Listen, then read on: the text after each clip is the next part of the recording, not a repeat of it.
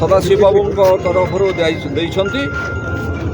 ତାଙ୍କର ଦାବିପତ୍ରକୁ ଗାଁ ଲୋକଙ୍କ ସମ୍ମୁଖରେ ଆମେ ଗ୍ରହଣ କରୁଛୁ ଏବଂ ୟା ଉପରେ ଆମେ ତ୍ୱରିତ ଇନକ୍ୱାରି ଏବଂ କାର୍ଯ୍ୟାନୁଷ୍ଠାନ ପାଇଁ ଆମର ଡିଷ୍ଟ୍ରିକ୍ଟ ହେଡ଼କ୍ୱାର୍ଟର ଉପରିସ୍ଥ ଅଫିସରଙ୍କ ପାଖକୁ ପ୍ରେରିତ କରୁଛୁ। ସମସ୍ତ ଆସାମୀ ତଦନ୍ତ ପ୍ରକ୍ରିୟାରେ ଆପଣ କହିପାରିବେ କି ଆସିଥିଲା ଫରେନ୍ସିକ୍ ଟିମ୍ ବା ସାଇଣ୍ଟିଫିକ୍ ନ୍ୟୁଜ୍ ଫରେନ୍ସିକ୍ ଟିମ୍ ଆସିକି ସେମାନେ ତାଙ୍କର ଫରେନ୍ସିକ୍ ଟିମ୍ ତାଙ୍କର କାର୍ଯ୍ୟ କରିଛନ୍ତି।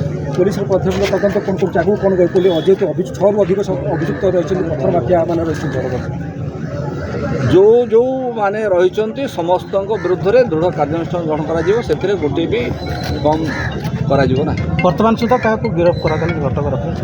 ବର୍ତ୍ତମାନ ସୁଦ୍ଧା ବି କାର୍ଯ୍ୟାନୁଷ୍ଠାନ ହେଲାଣି ଏବଂ କିଛି ଲୋକଙ୍କୁ ଆମ ପରିସରକୁ ଆମେ ଆଣିବା ପାଇଁ ଚେଷ୍ଟା କରିଛୁ, ସଫଳ ହେଇଛୁ। ସାର୍ ମୁଖ୍ୟ ଦାବି କ'ଣ ରହିଛି ତାଙ୍କର ଯେଉଁ ପୋଲିସକୁ ନିଲମ୍ବନ ରହିଛି?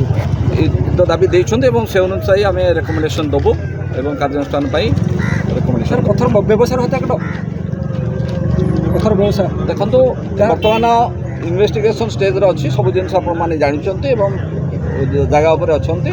ତେଣୁ ୟା ଉପରେ ଆମେ ବର୍ତ୍ତମାନ ଅଧିକ କିଛି କହିବୁନି।